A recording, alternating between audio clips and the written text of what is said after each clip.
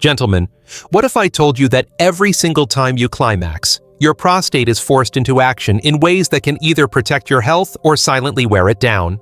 Imagine this: a gland no bigger than a walnut, sitting just below your bladder, contracting, straining, and flooding your body with chemical signals.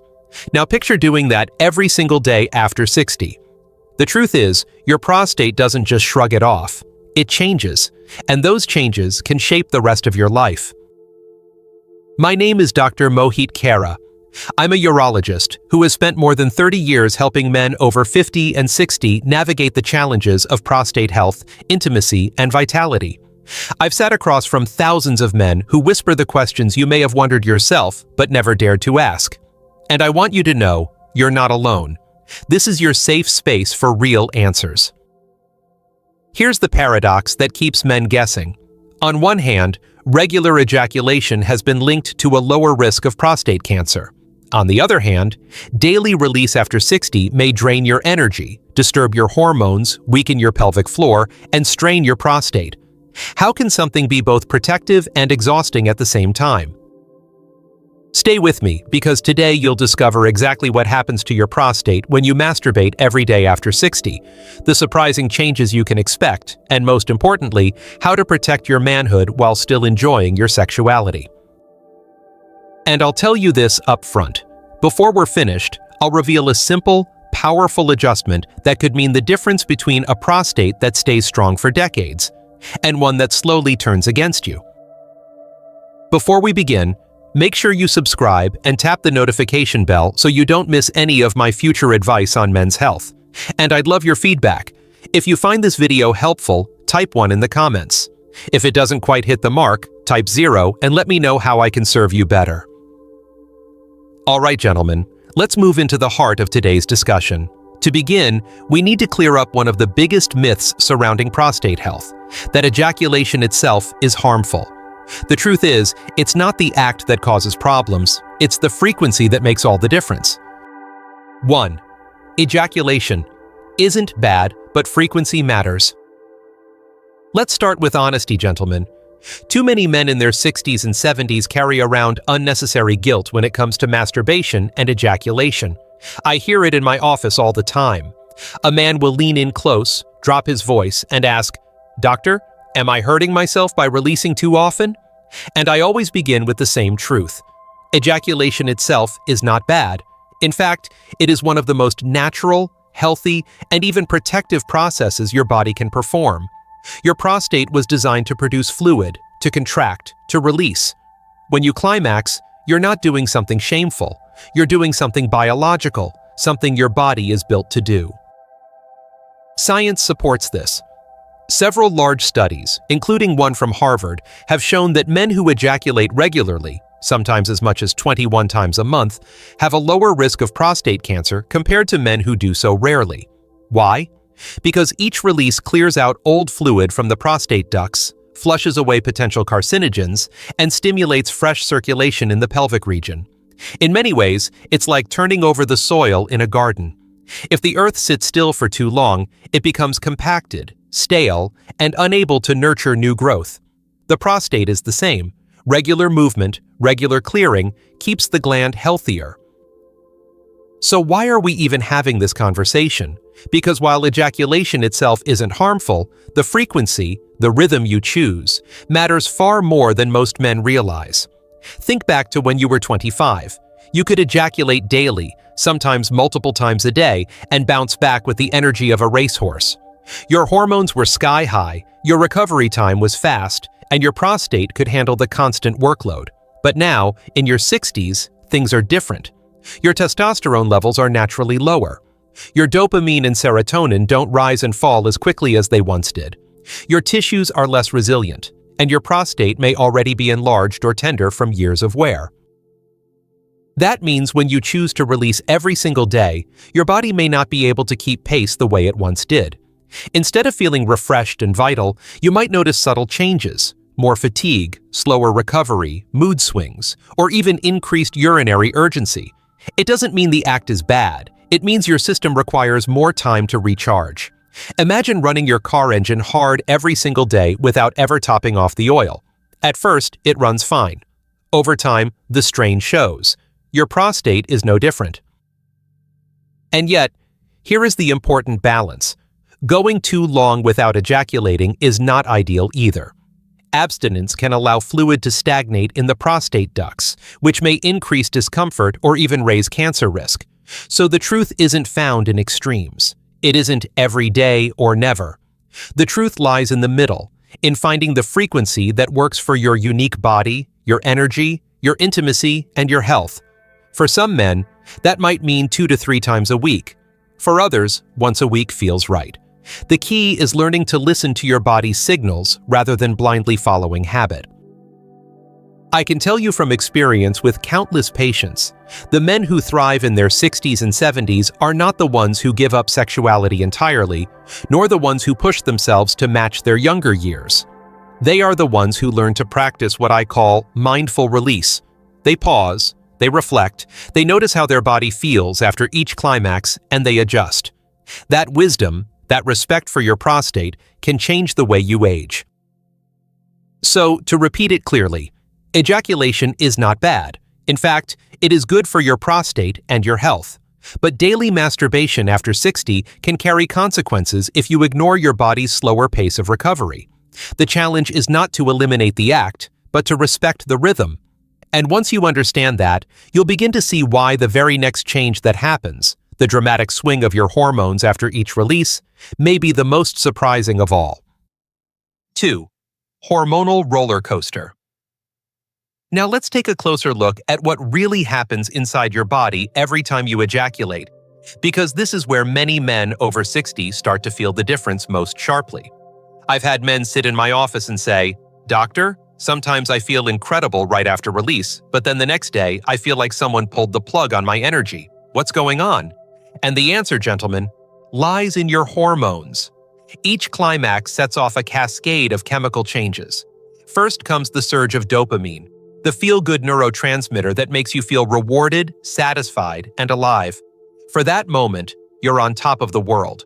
Right behind dopamine comes oxytocin, the bonding hormone that leaves you calm, relaxed, and content. And then comes prolactin, the hormone that tells your body, "That's enough for now."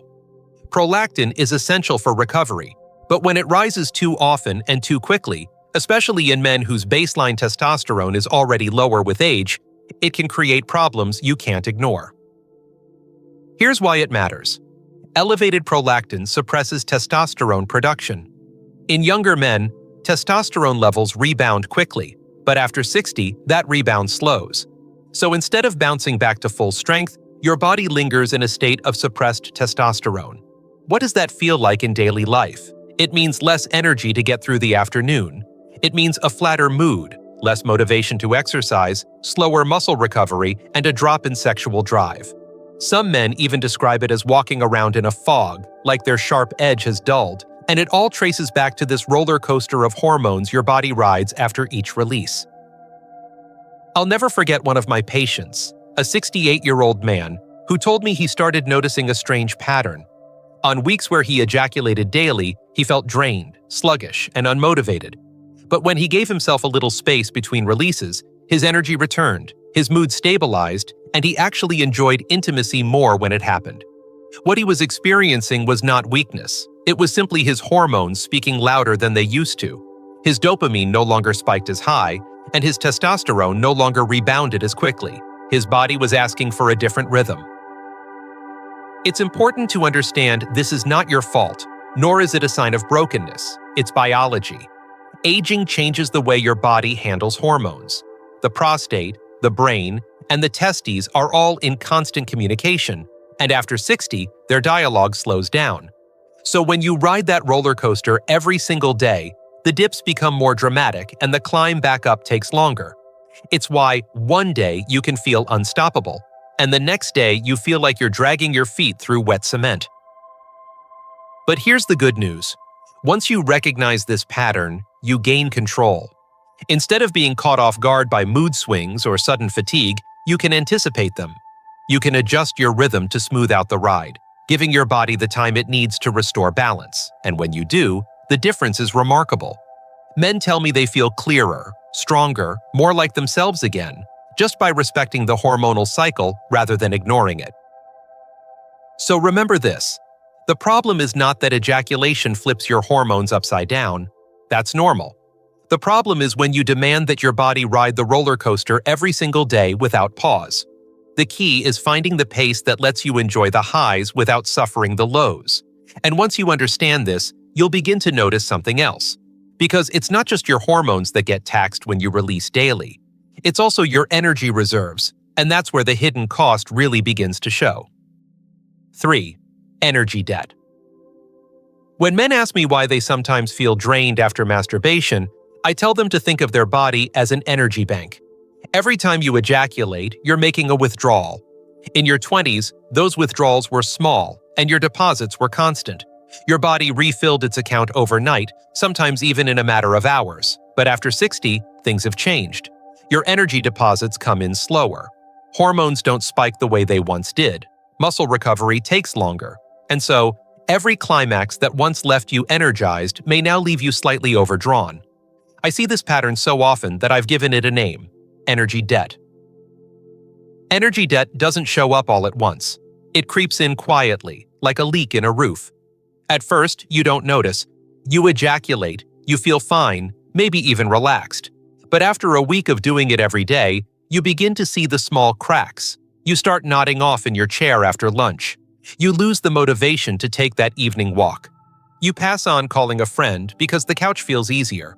And slowly, your life begins to shrink around you, not because you've lost the will to live fully, but because your body has less credit to spend.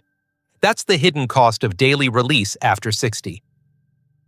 I remember a patient of mine, 72 years old, who told me he used to blame his constant fatigue on aging alone. He thought slowing down was inevitable. But when we looked closer at his habits, I noticed he was masturbating nearly every day. I asked him to experiment, skip a day or two, see how he felt. Within a week, he came back amazed.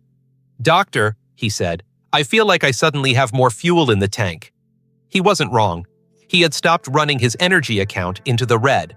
He had begun to balance his withdrawals with his deposits, and the difference was undeniable. What's important to understand is that energy debt isn't about morality. It isn't about right or wrong. It's about biology. Ejaculation takes effort. It activates the nervous system, engages the pelvic muscles, and uses up hormones and nutrients that take time to restore. At 65, your nervous system doesn't reset as quickly as it once did. If you don't give it space, you wake up in deficit. It's no wonder some men feel like they're dragging through the week, surviving instead of thriving. And this deficit doesn't just affect your body, it affects your mind and your relationships. When you're low on energy, you don't show up with the same spark. You skip the gym, which makes your body weaker. You avoid intimacy with your partner, which creates distance. You lose patience more quickly, which strains conversations. Suddenly, something that seemed harmless, a private habit, has ripple effects on every corner of your life. That is the true weight of energy debt. The good news is that this debt is not permanent. Once you recognize it, you can change it. You can adjust your rhythm, give your body more recovery time, nourish yourself with better sleep and healthier food, and refill your account before making another withdrawal. Many men are surprised by how quickly the balance returns. They tell me, "I thought I was just old. I thought this was the way it had to be, but I was simply running on empty." That realization is powerful because it restores a sense of control. So if you've been feeling more tired than you think you should, if you've been dragging yourself through the day without knowing why, take a closer look at your habits. Ask yourself whether your energy account is in balance. Because the truth is, it's not only your energy that pays the price. When you push your body into debt day after day, another part of you begins to feel the strain too, and that's the muscles that support your prostate itself. And once those muscles weaken, the changes become even harder to ignore. 4. Pelvic floor fatigue. Most men don't realize this, but every time you ejaculate, it's not just your mind that experiences release, it's your muscles too. Deep beneath your abdomen, supporting your bladder, prostate, and rectum, lies a sling of tissue known as the pelvic floor. During climax, this network of muscles contracts rhythmically, almost like waves crashing against the shore, to push semen outward. When you were younger, those muscles were resilient. They could tighten and release day after day without complaint. But once you reach 60, those same muscles are already carrying decades of strain from sitting too long, not stretching enough, and perhaps a few too many extra pounds pressing down on them. Add the daily workload of ejaculation, and it's no surprise that fatigue begins to set in. I've had men describe it to me in different ways. Some say they notice a dull ache that lingers in the lower pelvis, a kind of soreness they can't quite name. Others admit that urination doesn't feel the same anymore. The stream is weaker, or they need to push harder to get started. Still others complain of waking up at night with the sudden urge to go, only to pass a small trickle. These are not random annoyances. These are signs that the pelvic floor, and by extension the prostate itself, is bearing more tension than it can comfortably handle. When ejaculation becomes a daily expectation rather than an occasional act, those muscles never get the time they need to relax and restore. I recall one patient in his mid-60s who worked as an accountant. He spent most of his day seated, and he admitted that in the evenings he often turned to masturbation as a way to unwind. At first it felt harmless, but over time he noticed pressure building in his lower abdomen and a nagging sense of incomplete emptying when he urinated. He was embarrassed, convinced it meant something serious was wrong. But what he was experiencing was pelvic floor fatigue, muscles kept under constant tension without proper recovery. Once he learned simple exercises to strengthen and relax those muscles, and once he gave himself permission not to climax every single night, his symptoms eased dramatically. He told me, "Doctor, I feel like I've been carrying a weight around my waist for years, and now it's finally lifting." This is the reality of aging. The body that once felt indestructible now asks for care and respect. Ignoring the signals of pelvic floor fatigue is like ignoring the warning lights on your car's dashboard. You might still be able to drive, but eventually something more serious breaks down.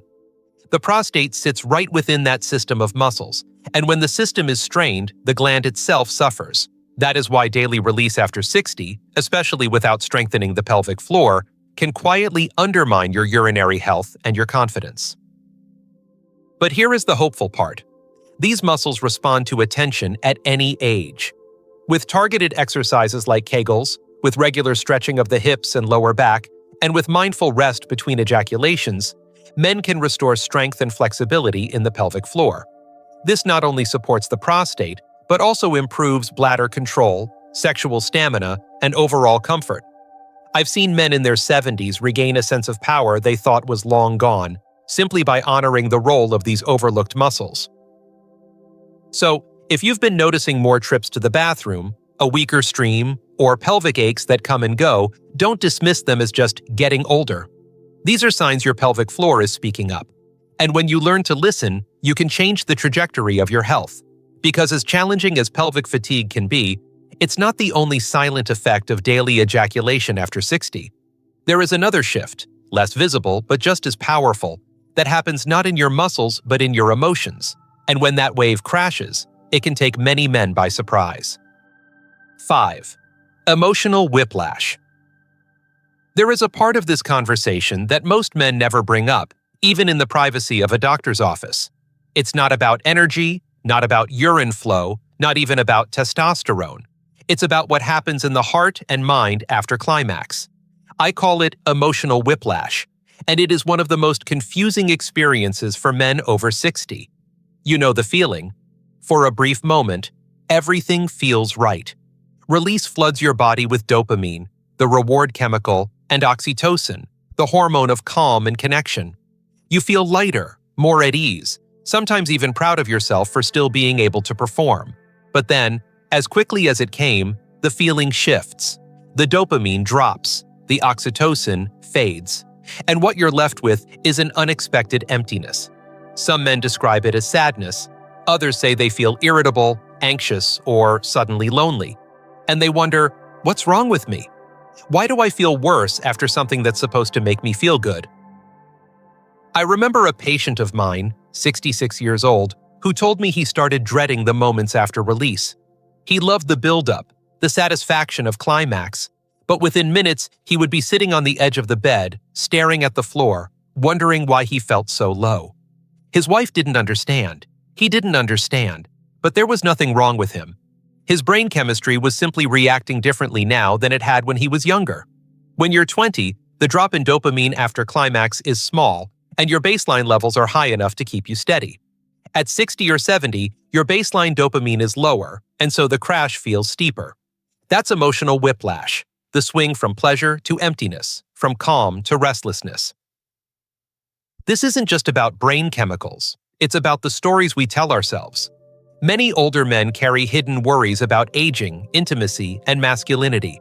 When the dopamine drops and the mind feels bare, those worries rush to the surface. Regrets about missed opportunities, fear of not being enough for a partner, memories of a body that once felt stronger, all of it can hit in that quiet moment after release. And because men are often taught to hide emotion, they carry this weight silently, believing they are alone in their struggle, but they are not. I've heard these confessions countless times, and I can tell you with certainty that emotional whiplash is far more common than most men realize. The good news is that awareness changes everything. Once you recognize that these feelings are not weakness but biology, you can meet them with compassion instead of shame. I often encourage my patients to take a breath in those moments after climax, place a hand over their chest, and remind themselves, this is normal. My body is recalibrating. It sounds simple, but it shifts the experience from confusion to understanding. It gives you back control over the narrative, and when you learn to anticipate the emotional dip, you can also prepare for it, by resting, by reaching for connection with your partner, or simply by allowing yourself to feel what you feel without judgment. But make no mistake, ignoring emotional whiplash comes at a cost. If you bury those feelings, they can distance you from the people you love. You might withdraw from your spouse, avoid intimacy, or retreat into isolation, not because you don't care, but because you don't understand what's happening. And that withdrawal, over time, can create a deeper problem. Because when daily solo release begins to replace shared intimacy, it doesn't just affect your emotions, it changes the way your brain and body respond to connection itself. And that slow drift away from closeness is the next hidden shift you need to know about. 6. Connection drift. There is something deeply human about wanting closeness, about wanting to feel another person's warmth, touch, and presence. Yet one of the most overlooked consequences of daily masturbation after 60 is what I call connection drift. At first, it doesn't seem obvious. You tell yourself it's just a private habit, something you do to relax or fall asleep. It feels harmless, even convenient. But over time, something subtle begins to change. Your brain, which is wired to seek pleasure and associate it with certain experiences, starts to link release not with intimacy, not with the comfort of a partner's hand or the tenderness of shared touch, but with isolation. The repetition rewires you. Instead of reaching outward, you start reaching inward, and slowly the bridge between you and your partner narrows. I've spoken to countless men who never saw it coming. A man in his 70s once confided in me that he couldn't remember the last time he had initiated intimacy with his wife. He still loved her, he still found her beautiful, but his drive to connect had grown quiet. When he thought of release, his mind turned first to solitude. It wasn't because he no longer cared for her, but because his body had built a routine of self-sufficiency. The act that once served as an expression of connection had turned into a substitute for it. And in that shift, something precious was lost. Connection drift doesn't always show up as distance in the bedroom. Sometimes it reveals itself in the small gestures. You stop holding hands as often. You sit on opposite ends of the couch instead of leaning into each other. Conversations grow shorter, not because there's nothing to say, but because the energy to reach across the space has faded. This erosion doesn't happen overnight. It happens drop by drop, release by release, until one day you realize you feel more alone, even in the company of someone who has loved you for decades. What makes this especially challenging for men over 60 is that intimacy already requires more intentional effort. Bodies have changed. Energy has shifted. For some, medications or health conditions make physical closeness more complex. In that setting, daily masturbation can become a quiet escape, a way to meet immediate needs without navigating the vulnerabilities of shared intimacy. But what feels easier in the moment often costs more in the long run, because the prostate, the brain, and the heart were never designed to function in isolation. They thrive on connection. They stay alive through touch, conversation, and the rhythm of partnership. The tragedy is that many men don't realize what's happening until their partner voices the hurt.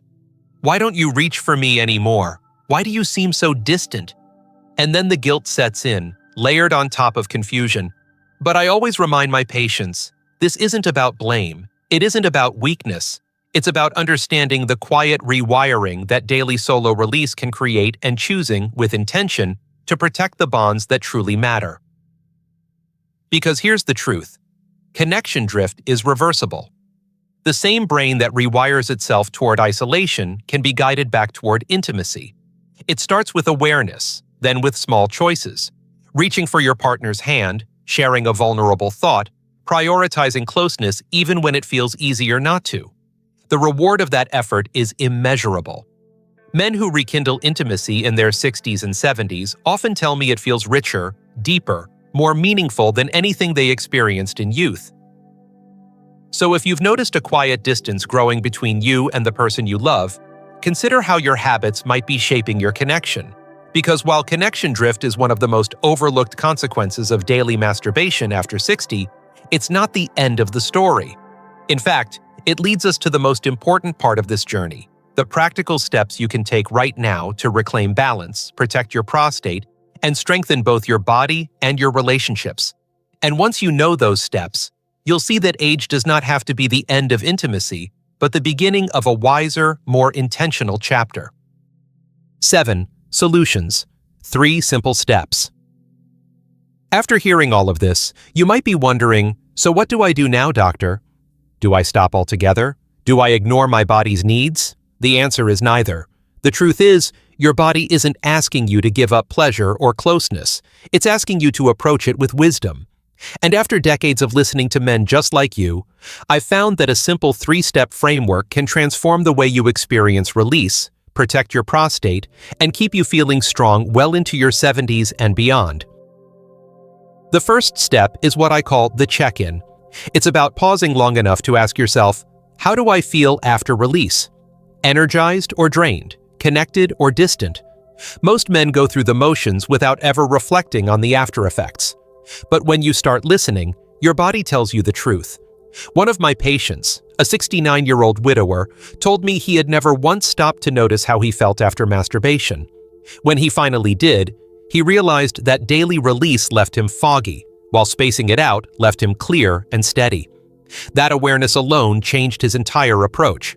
The check-in is not about judgment, it's about self-knowledge. And when you know yourself, you can make better choices. The second step is adjusting your rhythm. This is where wisdom becomes action. If you discover that daily release leaves you depleted, try spacing it out every other day or 2 to 3 times a week. There is no universal number, because every man's body speaks a little differently. What matters is finding the rhythm that supports you, that leaves you stronger instead of weaker.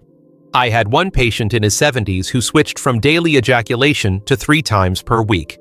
Within a month, he reported more energy, better workouts, and even a stronger desire for intimacy with his wife. He told me, "It feels like I finally caught up with myself." That's the power of rhythm. It restores balance. The third step is supporting recovery. Think of it this way. Ejaculation is an exertion. Just as you wouldn't lift heavy weights without stretching, eating well, and resting, you shouldn't expect your body to bounce back from climax without proper care. Recovery means getting 7 to 8 hours of good sleep, nourishing yourself with foods rich in greens, lean proteins, and healthy fats, and staying hydrated. It also means strengthening the pelvic floor through exercises like Kegels, as well as keeping your hips and lower back flexible.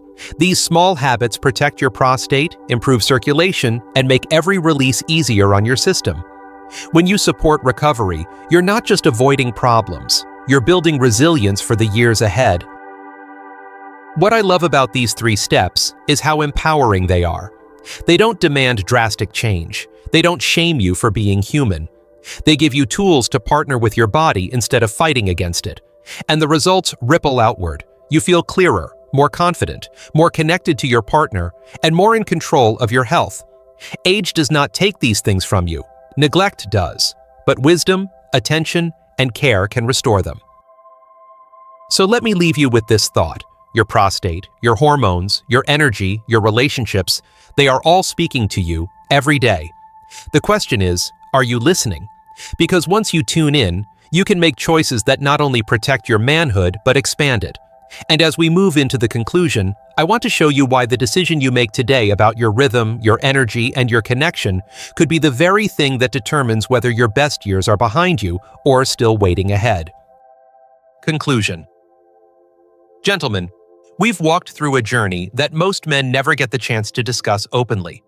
We've uncovered that ejaculation itself is not harmful, but frequency carries real weight. We've seen how daily release can stir your hormones into a roller coaster, leave you in energy debt, fatigue your pelvic floor, shake your emotions, and even pull you away from the very connections that give life meaning.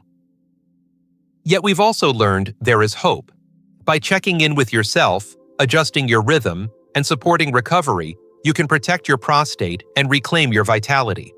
I've seen men in their 60s and 70s rise from confusion and fatigue into strength, clarity, and confidence, simply by honoring their body's wisdom. So I ask you, are you ready to listen? Because your prostate is speaking, and the choices you make today could decide not just your health, but the quality of the years still to come.